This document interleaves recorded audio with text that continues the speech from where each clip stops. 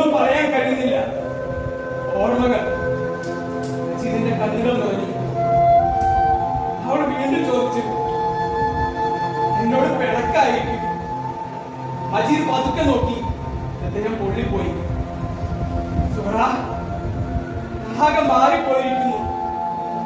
കവിളുകളൊട്ടി, കൈവിരലുകളുടെ ഏപ്പുകൾ മുഴച്ച്, നഖങ്ങൾ തേഞ്ഞ് ആകെ വിളർത്ത്, കാതുകളിലെ കറുപ്പ് നൂലുകൾ മുടികൊണ്ട് പറഞ്ഞ്, അങ്ങനെ അന്യോന്യം അവർ നോക്കി.